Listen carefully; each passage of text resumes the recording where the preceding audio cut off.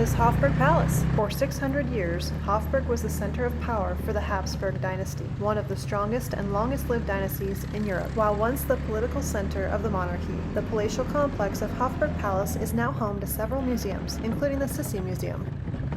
The name Habsburg is derived from the Castle of Habsburg, built in 1020 by Werner, Bishop of Strasbourg, and his brother-in-law, Count Radbot, in what is now Switzerland. Rudolf IV of Habsburg was elected German king as Rudolf I in 1273. It was he who, in 1282, bestowed Austria and Styria on his two sons, Albert, the future German King Albert I, and Rudolf, reckoned as Rudolf II of Austria. From that date, the age-long identification of the Habsburgs with Austria began. Frederick V, senior representative of the Inner Austrian line, was elected German king in 1440 and crowned Holy Roman Emperor as Frederick III in 1452, the last such emperor to be crowned in Rome. A Habsburg having thus attained the Western world's most exalted secular dignity, the question then became, how do you get a Habsburg to succeed Habsburg as emperor continuously from Frederick's death in 1493 to Charles VI's ascension in 1711? Their main focus became the hereditary lands of the Habsburgs, forming an aggregate large enough and rich enough to enable the dynasty to impose its candidate on the other German electors. For most of Frederick's reign, the people would have laughed about the idea that his descendants would monopolize the imperial succession so long as they did. The Habsburg dynasty became one of the chief dynasties of Europe from the 15th to the 20th century. The Habsburgs ruled Austria from 1282 until 1918. They also controlled Hungary and Bohemia and ruled Spain and the Spanish Empire for almost 2 centuries. Like many other European dynasties, the Habsburgs found success by putting family first. And by family first, I mean family first. While the inbreeding that ensued is still technically linked to politics, it's not such a political thing that the Habsburgs became known for. In fact, even in the medical field, the distinctive facial deformity characterized by a protruding lower jaw and recessed upper jaw that affected many Spanish and Austrian Habsburg monarchs is still known as the Habsburg jaw. The condition was thought to be a result of centuries of inbreeding within the Habsburg dynasty, who practiced marriages between close relatives to maintain power. The condition was so pronounced in some members that it prevented them from eating or speaking properly. The Habsburg dynasty became renowned for inbreeding, which some say led to its downfall. But before its downfall, several key members of the family made quite the name for themselves. And I noticed this especially during our time in Vienna, where several names were continuously repeated. Let me introduce you to them now.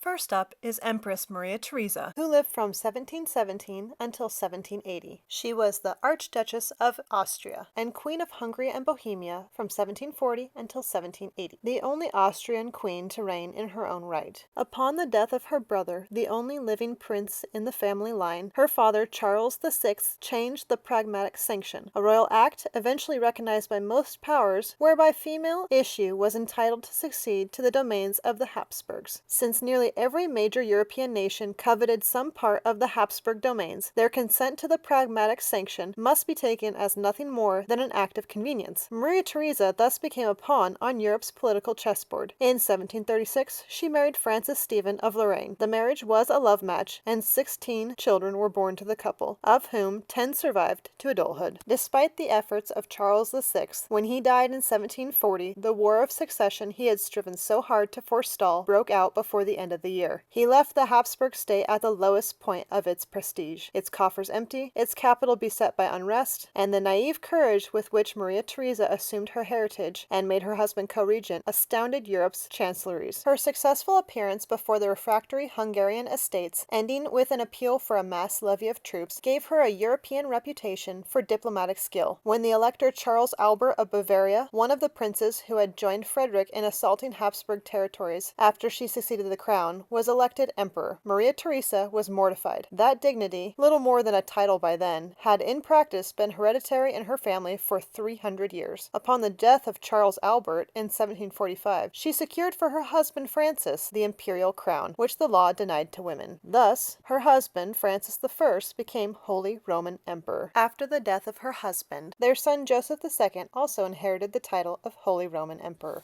Despite her many children, Maria Theresa was very involved with supervising their upbringing and education. However, many of her children she found incredibly strong-willed and clashed with repeatedly, especially during her widowed years. Her favorite was probably Maria Christina, who was allowed to marry for love, and on whom Maria Theresa showered vast gifts of money. Maria Theresa was a key figure in the power politics of 18th century Europe. To the Habsburg monarchy, she gave a measure of unity. She was one of the most capable rulers of her house and, according to one historian, the most human of the Habsburgs.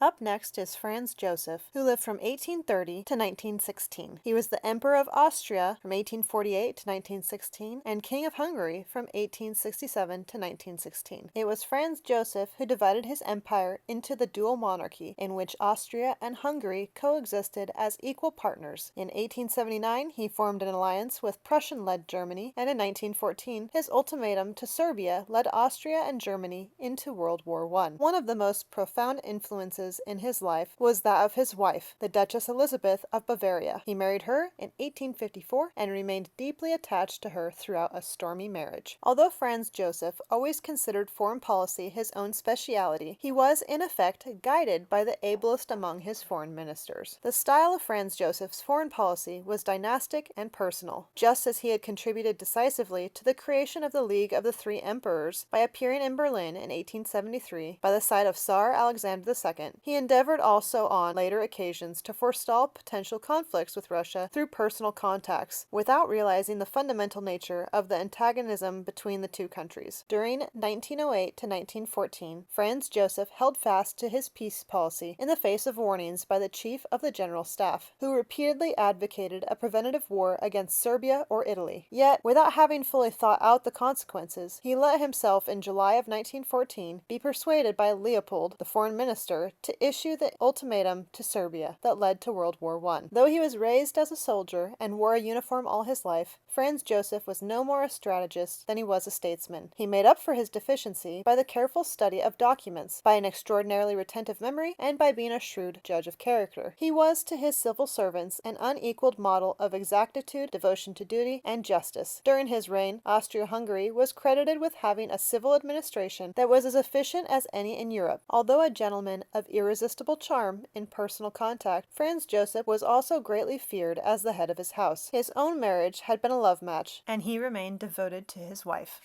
Of course, we can't talk about Franz Joseph without talking about his iconic wife. Born in December of 1837 in Munich, Bavaria, Elisabeth became the Empress Consort of Austria in 1854 when she married Franz Joseph. When Franz Joseph was 23 years old, he met his 15-year-old cousin Elisabeth and quickly fell in love. Widely regarded as the most beautiful princess in Europe, it is no trouble to see why he fell in love. Thousands lined the streets of Vienna on the wedding day, hoping to catch a glimpse of the 16-year-old bride, who had just married into the largest empire in Europe outside of Russia. But the shy girl sobbed in the glass carriage all the way to Hofburg Imperial Palace. Her reign, following this unusual launch into public life, was a string of tragedies. She was not the only reluctant royal wife who found herself trapped in a gilded cage, isolated in a palace and suffering through mental illness. Similar to another young bride, born 100 years earlier in Hofburg, Marie Antoinette, she shared the same reluctance to marry and ambivalence to public duties. Unlike Marie Antoinette, famous for her excessive tastes, Sisi spent her life denying her desires. Like Princess Diana of England, who would come 100 years later, Sisi found herself stalked by the press and loved by the common people, all while fighting depression and a severe eating disorder. Sisi grew up playing in the Bavarian forests with her 7 brothers and sisters, riding horses and climbing mountains. Her father passed on to her his progressive democratic ideals and pacifism, beliefs that were rare amongst royals of the time. Her mother was very hands-on and passed on her love of privacy and fear of public duties. Franz Joseph's mother, the Archduchess Sophie, was also the sister of Elisabeth's mother. The sisters had intended for Franz Joseph to marry Sisi's older sister, but for Franz, it was love at first sight when he laid eyes on Sisi with her stunning beauty, ankle-length chestnut hair, and her famous 19.5-inch waist. The public wasn't the only one obsessed with the Empress's beauty. Sisi herself made her beauty routine a strong focus in her life. In what would probably be diagnosed today as anorexia, Sisi lived on a strict diet and exercise routine, at times surviving on only thin broth and and in later years, raw milk, even traveling with her own cow, oranges, and eggs. Hours each day were spent riding horses, fencing, and doing fast-paced hikes and exercises adapted from the circus. In every royal palace, she installed exercise rooms where she lifted dumbbells and trained on rings. She also expressed her creativity through writing her own poetry. Early in her husband's reign, Hungary was a rebellious part of the empire. Sisi believed that the Hungarian people deserved greater freedoms and respect, and she endeavored to promote the Hungarian cause. In 1867, Hungary rose to equal partner in the Austro-Hungarian Empire, with Franz Joseph being crowned king and Sisi becoming queen. The Hungarians in particular held her in a high level of esteem, especially after she helped bring about the Compromise of 1867. She held her role as comforter of the empire's common people with pride, often arriving at hospitals and charity wards unannounced. Her down-to-earth behavior cemented the people's view of her, as she'd hold hands with the dying and speak to patients about their needs. In 1862, the Empress experienced a nervous collapse, and in an effort to escape the prison that was Habsburg Palace and to find her own peace, she set out to explore the world. Her wanderlust took her to Greece, England, Ireland, Switzerland, and Hungary. In 1889, her beloved and only son, the Crown Prince Rudolph, was found dead with his 17-year-old mistress. He had shot both of them in a murder-suicide pact. Sisi's sadness was insurmountable. In her grief, Sisi continued to travel the world, wandering aimlessly with no police protection and longing for death. At the age of 51, she got a tattoo of an anchor on her arm. For 3 decades, starting in 1880, anarchists took a stand against the ruling class, assassinating a Russian Tsar, 2 Spanish premiers, a French president, and an Italian king. In 1898, Luigi Lucchini was in Switzerland with the goal of assassinating Prince Henry of Orleans. Sisi was visiting Geneva under an assumed name, but when news of her arrival leaked and the prince cancelled his trip, Lucchini made a change to his plans. As Sisi was walking along the dock to board a ship, she was attacked. Afterwards, she stood up, thinking that she had just been punched in the chest, but collapsed soon after she boarded. Lucchini hadn't punched her. He had stabbed her, with a small file piercing her heart. The empress died of internal bleeding.